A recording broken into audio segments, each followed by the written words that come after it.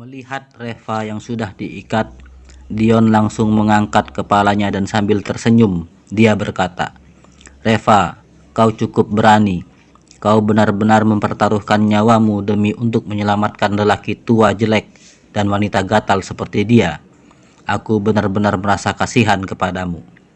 Oke, karena kau sangat kooperatif, maka aku juga akan menepati janjiku. Pengawal, lepaskan mereka semua." Dion melepaskan tangannya dan menendang Devi sambil berseru, "Pergilah." Devi tampak panik dan bergegas membantu Dr. Tanaka bangkit. Namun, Dr. Tanaka mendorong Devi pergi dan dengan bergemetar berkata, "Tuan Muda Regata, kalau kau ingin bunuh aku saja. Masalah ini tidak ada hubungannya dengan Tuan Lee. Kau lepaskan Tuan Lee." Dion sangat marah dan berkata, "Hei, barang tua, aku sudah memberimu kesempatan. Cepat kau pergi dari sini. Jangan sampai membuatku marah.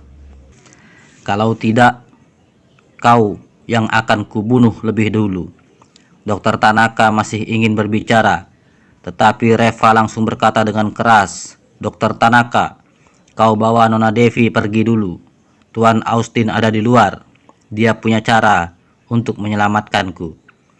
Dr. Tanaka tertegun sejenak. Dia tahu bahwa Reva sedang mencoba untuk membujuk mereka keluar. Kalau Austin memang benar-benar bisa menyelamatkannya, mengapa tidak sejak awal datang menyelamatkannya? Mengapa harus menunggu sampai sekarang? "Tuan Lee," Reva langsung menyela ucapannya, "Dr. Tanaka, jangan buang-buang waktu lagi. Cepat pergilah. Jangan khawatir. Aku akan baik-baik saja. Nona Devi, cepat bawa kakekmu pergi." Devi menatap Reva lekat-lekat lalu dia menyeret Dr. Tanaka yang tidak mau pergi dengan paksa. Dion mengambil belati dan berjalan perlahan menghampiri Reva. "Reva, akhirnya kau jatuh juga ke tanganku. Coba kau katakan bagaimana menyelesaikan perhitungan yang ada di antara kita." Reva tampak tenang dan bertanya, "Bagaimana kau ingin menyelesaikannya?" Dion mendengus dingin. "Sangat mudah. Semua sumber daya yang didapatkan oleh kota Carson kali ini harus diserahkan kepada keluarga regataku. Dan juga mulai sekarang kau harus bergabung dengan keluarga regataku dan hanya menangani urusanku. Tentu saja kau juga tidak perlu khawatir. Aku akan memperlakukanmu dengan baik. Aku dapat membuat perusahaan farmasi Su sebagai perusahaan farmasi terbesar di Provinsi Yama. Aku dapat membuat asetmu menjadi bernilai miliaran. Dan juga mulai sekarang tidak ada lagi orang yang berani meremehkanmu di Provinsi Yama atau bahkan di seluruh 6 provinsi selatan. Bagaimana? Aku cukup baik terhadapmu, kan?" Dion sangat cerdik. Dia tahu bahwa kemampuan ilmu medis Reva dapat mengalahkan Dr. Vincent. Jika orang seperti itu bisa dia gunakan, maka dengan mudah dia pasti akan sukses. Reva terkekeh dan berkata, "Dion, penawaranmu sangat menarik, tapi sayangnya aku tidak terbiasa menjadi anjing bagi orang lain. Dan juga kau hampir membunuh istriku, jadi tidak mungkin aku berteman denganmu. Kau harus mati." Ekspresi Dion langsung berubah. Dia tidak menyangka bahwa Reva yang sudah berada di dalam situasi seperti itu masih berani menantangnya. "Hei Reva, kau jangan dikasih hati minta jantung ya. Aku menghargai bakatmu, jadi itu sebabnya aku masih mau memberimu kesempatan. Ya, memang benar, kali ini begitu aku kembali, keluarga aku pasti akan menghukumku. Tetapi, apakah menurutmu kau bisa menyelamatkan nyawamu dengan menyinggung 10 keluarga terpandang di Provinsi Yama?" Keluarga regataku pasti tidak akan melepaskanmu, dan nantinya bukan hanya kau saja, tetapi Nara istrimu itu juga akan mati. Reva, bekerja sama denganku dapat membuatmu kaya dan makmur. Kalau tidak mau bekerja sama denganku, maka kau tidak akan bisa keluar hidup-hidup dari sini. Aku harap kau dapat berpikir baik-baik sebelum membuat pilihanmu.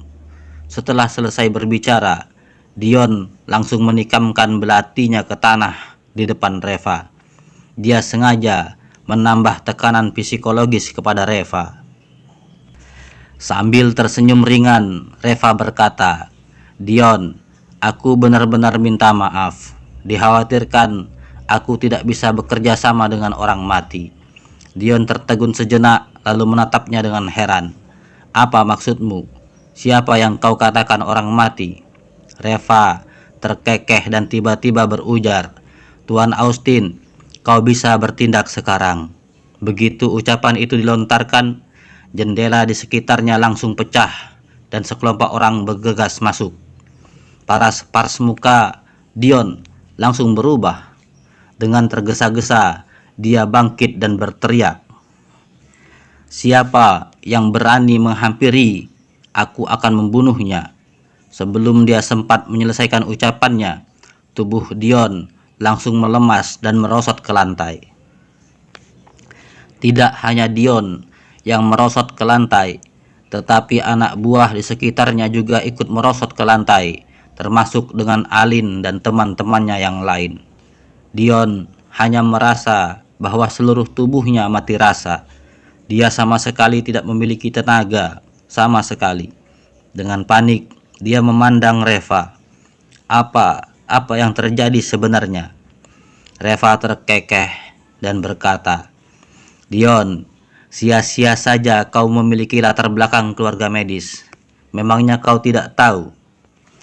Semakin baik ilmu medisku, maka akan semakin hebat kemampuanku untuk meracuni. Bagaimana mungkin aku tidak mempersiapkan diriku sebelum masuk dan mencarimu? Saat masuk ke sini tadi, aku telah menebarkan racun yang tidak berwarna dan tidak berbau terlebih dahulu. Obat ini telah menyebar di seluruh area gudang ini, dan kau sudah menghirup banyak sekali racunnya ke dalam tubuhmu." Dion berkata, "Kau juga ada di sini dan menghirupnya. Mengapa kau masih baik-baik saja?" Reva berkata, "Aku telah meminum penawarnya terlebih dahulu." Dion yang tersadar langsung meraung dan berkata, "Reva, kau sangat licik." Dengan tersenyum santai Reva berkata, "Licik? Dion, kau menangkap orang tua yang lemah serta anak-anak muda seperti ini untuk mengancam orang lain. Itu tidak licik? Beraninya kau mengatakan orang lain licik?" Wajah Dion memerah sambil menggertakkan giginya lalu berkata, "Lalu kenapa? Menang jadi raja, kalah jadi penjahat. Kali ini aku mengaku kalah, tetapi masalah di antara kita belum selesai. Reva, meskipun aku bukan pewaris keluarga Regata pun, aku juga akan selalu menjadi anggota keluarga Regata. Tunggu saja, nanti begitu aku ada waktu, aku pasti akan bermain denganmu dengan tuntas. Aku akan membunuhmu dan seluruh keluargamu dengan tanganku sendiri." Reva meliriknya dan berkata dengan lembut, "Dion, kalau kau bisa pulang dengan hidup-hidup, baru dibicarakan lagi." Dion tertegun sejenak lalu tertawa dengan terbahak-bahak. "Reva, kau ingin menakuti siapa? Aku adalah anggota keluarga Regata. Siapa yang berani melakukan sesuatu terhadapku? Aku katakan kepadamu, tak akan ada orang yang berani membunuhku." Reva tersenyum dan tidak mengatakan apa-apa. Pada saat ini, sekelompok orang bergegas menghampiri dan mendorong Dion ke lantai. "Hei, pelan sedikit, dasar brengsek kalian semua. Kalau sampai aku terluka, keluarga Regataku pasti akan membuat perhitungan dengan kalian semua." Dion meraung dengan kencang, tetapi tidak ada orang yang memperdulikannya. Orang-orang itu membantu Reva berdiri dan melepaskan tali di tubuhnya. Tidak lama kemudian, orang-orang ini membawa Dion dan semua anak buahnya keluar dari area pabrik. Tampak ada puluhan mobil yang diparkir di luar pabrik. Dion langsung dibawa ke depan salah satu mobil dan dipaksa untuk berlutut di atas jalanan. Ada seseorang yang duduk di dalam mobil. Aura orang itu sangat luar biasa. Dion meliriknya dan seketika itu pula ekspresinya langsung berubah. Tuan Austin, kau sudah datang. Akhirnya suara Dion terdengar bergetar. Dia tahu bahwa raja pertama kota Carson adalah orang yang sama sekali tidak berani disinggung sembarangan. Bahkan ke-10 keluarga terpandang di ibu kota provinsi juga tidak akan berani. Austin meliriknya dan berkata, Dion, aku telah memberimu kesempatan. Aku sudah menelponmu secara pribadi dan memintamu untuk melepaskan Devi, tetapi kau mengabaikanku dan tidak menjaga martabatku. Dion tampak ketakutan, lalu dengan gemetaran dia berkata, ya, Tuan Austin, otakku sudah rusak saat itu. Aku tahu aku telah membuat kesalahan.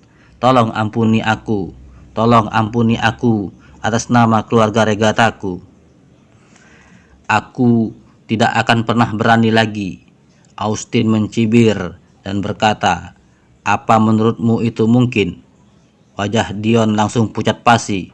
Tuan Austin, aku adalah pewaris keluarga regata. Kalau aku mati di kota Carson, keluarga regataku. Austin langsung berkata, kalau keluarga regata tidak terima, bisa langsung mengatakannya. Apa karena beberapa tahun ini sifatku menjadi lebih baik, sehingga kalian mengira bahwa siapapun bisa berinjak-injak aku dengan sesuka hati? Apa mereka semua sudah lupa bagaimana ke-10 keluarga terpandang itu tunduk kepadaku saat aku masuk ke ibu kota provinsi di waktu lalu? Paras muka Dion langsung berubah. Dia langsung teringat dengan kejadian di waktu itu. Austin berjuang sendirian melawan ke-10 keluarga terpandang di ibu kota provinsi. Dia menekan ke-10 keluarga terpandang di ibu kota provinsi itu dengan keras, sehingga mereka semua tidak bisa melawan. Raja pertama kota Carson ini hampir menjadi raja pertama provinsi Yama di kala itu. Akhirnya Dion panik.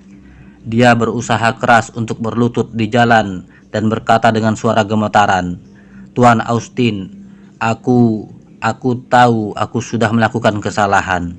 Tolong kau maafkan aku sekali saja. Kau anggap aku sebagai anjing saja dan lepaskan aku. Aku tidak akan pernah berani masuk ke kota Carson lagi di kemudian hari. Tuan Austin, tolong jangan bermusuhan dengan keluarga regata karena aku. Austin tampak acuh tak acuh. Kalau aku hari ini tidak membunuhmu, bukankah di kemudian hari semua orang bisa bertindak seenaknya di depanku? Dion, sejak saat kau menangkap Devi, kau sudah harus mati. Setelah Austin selesai berbicara, dia langsung melambaikan tangannya dengan lembut dan beberapa orang itu segera menyeret Dion untuk pergi. Dion menangis dan memohon kepadanya, tetapi tidak ada yang memperdulikannya. Anak buah Dion juga gemetaran karena ketakutan. Wajah mereka semuanya pucat pasi. Pada saat ini, tidak ada orang yang berani berdiri dan mengatakan apapun. Austin melirik mereka lalu berkata, abaikan orang-orang ini. Usir mereka semua keluar dari kota Carson. Kalian pulang dan beritahukan kepada keluarga regata bahwa mulai sekarang orang-orang dari keluarga regata tidak dapat menginjakkan kakinya lagi di kota Carson. Kalau tidak, aku sendiri yang akan mendatangi keluarga regata. Setelah mengatakan itu, Austin membalikkan badannya dan pergi. Anak buah dari keluarga regata segera berteriak dan memohon belas kasihan. Tetapi tak ada satupun orang yang memperdulikan mereka. Semua orang ini, tangan dan kakinya dipatahkan hingga menjadi cacat. Setelah itu, anak buah dari Austin juga pergi. Di area pabrik, masih ada beberapa orang yang meringkuk di dalamnya. Mereka adalah Alin dan teman-temannya yang lain. Tidak ada seorang pun yang memperdulikan mereka dari tadi. Di mata Austin, anak-anak dari keluarga kaya yang merasa mereka sangat hebat itu hanya seperti serangkaian semut saja. Sama sekali tidak ada apa-apanya. Alin dan yang lainnya juga gemetaran karena ketakutan. Mereka melihat dengan mata kepala mereka sendiri bagaimana Dion dibunuh dan anak buahnya yang dipatahkan kaki dan tangannya. Gambaran-gambaran kekejaman ini membuat mereka sadar betapa konyolnya kesombongan mereka ini saat benar-benar berada di depan pria hebat yang sebenarnya di waktu lalu. Reva berdiri di luar pabrik. Saat Austin membunuh Dion tadi, dia tidak ada berada di sisinya. Austin memang sengaja mengaturnya seperti itu. Maksud Austin sangat simpel. Dia hanya ingin menunjukkan kepada keluarga Regatta bahwa dia sendiri yang turun tangan untuk membunuh Dion. Jadi masalah ini hanya antara dia dengan keluarga Regatta. Reva tidak ada di sana sehingga dia tidak ada hubungan dengan masalah ini. Bahkan jika keluarga Regatta ingin membalas dendam pun, mereka akan mencari Austin dan bukan Reva. Dengan kata lain, Austin melindungi Reva. Jangan sampai Reva berhadapan langsung dengan keluarga Regatta. Austin meminta Reva masuk ke dalam mobilnya. Kemudian dia mengeluarkan sebuah kotak dan menyerahkannya kepada Reva. Tuan Lee, ini adalah teratai salju 1000 tahun sesuai dengan yang kau inginkan. Aku juga mendapatkan buah mandala. Kapan kau bisa menyelamatkan putriku? Reva segera membuka kotak itu. Di dalamnya tampak sebuah teratai salju 1000 tahun. Aroma teratai itu sangat segar dan memenuhi seluruh kabin mobil. Hati Reva sangat senang. Efek obat dari teratai salju 1000 tahun itu cukup baik. Itu berarti penyakit adiknya bukan masalah lagi. Tuan Austin, kau lakukan sesuai apa yang aku katakan. Simpan buah mandala ini selama 3 hari dulu. 3 hari kemudian aku sendiri yang akan pergi untuk menyembuhkan Nona Naomi, jawab Reva. Austin sangat senang. Terima kasih Tuan Lee. Dengan teratai salju 1000 tahun di tangannya, Reva juga tidak pulang ke rumah. Karena sebenarnya Nara sendiri juga sudah kembali tinggal di perusahaan. Dia benar-benar tidak tahan dengan pemaksaan yang dilakukan oleh orang tuanya. Hingga Reva meninggalkan rumah itu pun, Axel dan Alina masih saja ribut untuk meminta Reva pergi meminta uang kepada Kenji. Reva kembali ke Taman Dragon Lake sendirian.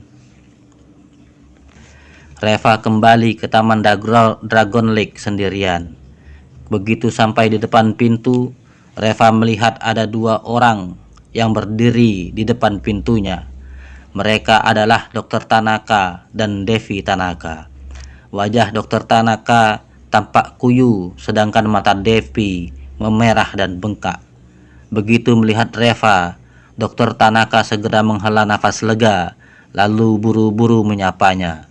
Tuan Lee, kau sudah kembali. Kau baik-baik saja, bagus sekali. Sebelumnya, saat Dr. Tanaka dan Devi keluar dari area pabrik, mereka langsung dibawa pergi oleh anak buah Austin, sehingga mereka sama sekali tidak tahu menahu soal masalah yang terjadi setelahnya. Reva menatap mereka berdua dengan heran. Dr. Tanaka, kalian menunggu aku di sini. Ada apakah? Dr. Tanaka tampak canggung lalu berkata dengan suara rendah, Tuan Lee, sebenarnya aku hanya ingin membawa cucuku yang tidak berbakti ini untuk datang ke sini dan mengucapkan terima kasih kepadamu. Aku benar-benar minta maaf atas apa yang terjadi pada acara pertemuan pertukaran medis ini.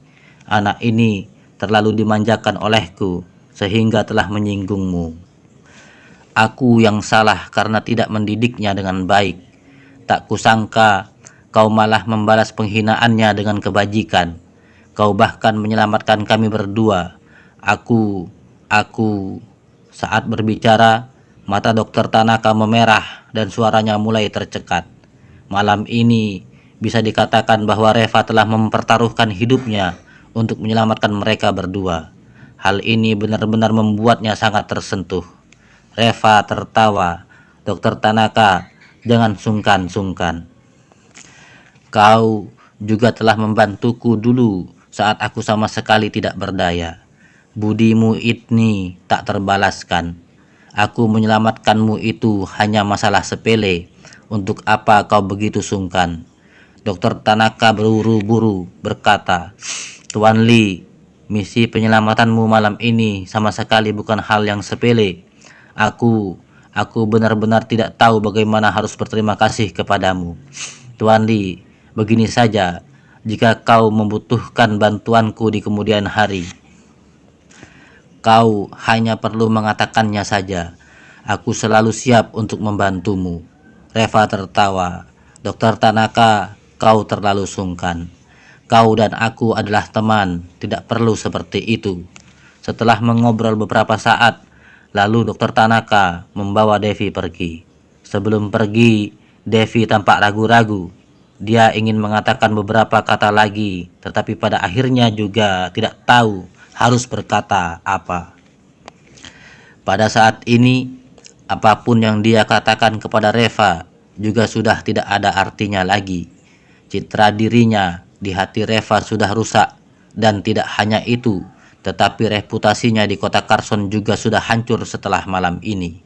Dan ini semua dikarenakan ulahnya sendiri. Semua itu tak ada hubungannya dengan orang lain. Dia yang membuat masalah untuk dirinya sendiri. Reva kembali ke vilanya. Beberapa pengasuh dan perawatnya juga sudah istirahat. Saat dia pergi ke ruang di lantai atas, Reina masih dalam keadaan koma. Dengan lembut, Reva mengusap rambut adiknya. Dia mencintainya sepenuhnya. Dia teringat akan Reina yang waktu itu sengaja melompat dari atas gedung rumah sakit agar tidak menjadi rintangan dalam hidupnya, membuat hati Reva terasa sedih, pedih seperti teriris-iris. Jika saja dia tidak mendapatkan warisan dari liontin batu giok itu, adiknya pasti sudah mati sekarang. Reina, kau telah menderita. Kakak akan membuatmu sadar kembali. Dengan lembut, Reva berkata kepadanya dan turun ke bawah dengan teratai salju 1000 tahun. Bukan tugas yang mudah untuk memurnikan teratai salju 1000 tahun itu hingga menjadi obat. Teratai salju 1000 tahun ini memiliki sifat yang dingin. Dia membutuhkan suhu yang sangat tinggi untuk mengembangkan khasiat obat ini. Reva sudah membuat persiapan. Dia telah membuat ruang terpisah di ruang bawah tanah vilanya dan meletakkan tungku khusus di dalamnya. Bahan bakar buatan yang digunakan dalam tungku ini dapat menghasilkan kobaran api yang bersuhu tinggi sehingga dapat digunakan untuk memurnikan beberapa obat-obatan khusus. Tetapi salju 1000 tahun itu akan mengeluarkan khasiat obatnya pada suhu tertinggi seperti itu. Tetapi pemurnian obat secara langsung seperti itu juga tidak mungkin bisa dilakukan karena pada suhu setinggi itu wadah pemurnian obat biasanya tidak dapat menahan suhunya. Sekalipun wadah bisa dapat menahan suhu setinggi itu pun, pemanasannya akan terlalu cepat sehingga dapat langsung menghanguskan teratai salju 1000 tahun. Dan hal itu akan mengakibatkan khasiat obatnya hilang. Oleh karena itu, diperlukan wadah yang dapat menahan suhu setinggi itu dan harus dapat memanas secara perlahan-lahan. Reva mencari seseorang untuk membeli beberapa pot obat khusus. Dia tidak tahu seberapa efektifnya pot obat itu. Jadi mau tidak mau, dia harus mencobanya terlebih dahulu. Setelah semuanya siap, Kemudian dia menyalakan tungkunya dan nyala api putih menyembur keluar. Reva meletakkan pot obat di atasnya. Dia tidak langsung memasukkan teratai salju itu ke dalamnya, tetapi Reva meletakkan obat-obat lain dulu. Dia ingin mencoba pot obatnya terlebih dahulu. Dan tidak lama setelah diletakkan di atas tungku, tercium aroma bau terbakar di pot obat itu. Reva melihat dengan cermat, bahan obat yang tadi dia masukkan itu langsung hangus di dalam pot tersebut. Reva mengernyitkan keningnya. Pot obat ini juga tidak bagus. Kalau begitu, bagaimana bisa dipakai untuk membuat obat? Setelah beberapa kali mencoba, akhirnya Reva tetap gagal juga. Tampaknya beberapa pot obat yang telah dia siapkan itu tidak dapat digunakan untuk memurnikan obat. Reva merasa sedikit tak berdaya. Bahan obatnya sudah ada, tetapi alat pemurnian obatnya tidak memadai. Jadi masih tidak dapat dikerjakan. Reva mengingat-ingat metode pemurnian obat yang dilakukan oleh leluhurnya. Pada waktu itu, mereka memiliki pot obat khusus yang dapat menahan suhu api yang tinggi. Selain itu, pot obat semacam itu juga kecepatan pemanasannya dapat disesuaikan sehingga merupakan alat terbaik untuk memurnikan obat. Orang sekarang sudah tidak ada yang membuat pot obat semacam itu lagi. Jika dia ingin membuat sendiri obatnya, maka mau tak mau dia harus mencari pot obat seperti itu. Tetapi untuk mencari pot obat seperti itu tidaklah mudah. Reva memikirkannya sejak lalu. Dia menelpon Dr. Tanaka dan memintanya untuk membantu mencari pot obat seperti ini. Bagaimanapun juga, Dr. Tanaka telah menjadi dokter selama beberapa dekade dan memiliki jaringan koneksi yang luar. Jika dia yang mencarinya, itu pasti akan jauh lebih mudah dibandingkan dengan Reva. Kalau tidak dapat membuat obat, kondisi penyakit adiknya juga mau tidak mau harus dikesampingkan dulu untuk sementara. Keesokan paginya, begitu Reva tiba di rumah sakit, dia melihat Axel dan Alina berdiri di depan kantornya. Entah sudah berapa lama mereka berdua menunggu di sini. Begitu keduanya melihat Reva, mereka langsung menghampiri dengan tersenyum. Reva, apa kau sudah sarapan? Ayo kemarilah. Saat di perjalanan kemarin tadi, Mama telah membelikanmu bubur dan bakpao. Aduh, anak ini ya, kenapa semalam kau tidak pulang dan tinggal di rumah? Di rumah kan tempatnya masih luas dan lebar. Untuk apa kau tinggal di luar? Ujar Alina sambil tersenyum.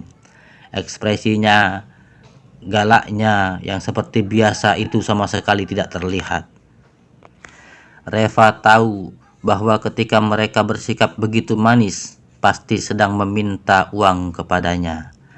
Setelah beberapa kata sambutan yang manis, lalu keduanya langsung membahas tentang masalah acara pertemuan pertukaran medis kemarin. Reva, aku rasa kau harus mencari Kenji. Coba kau pikir, kau sudah membantunya menghasilkan ratusan miliar. Bukankah sudah sewajarnya dia berterima kasih kepadamu? Bagi dia beberapa miliar itu tidak ada artinya kan?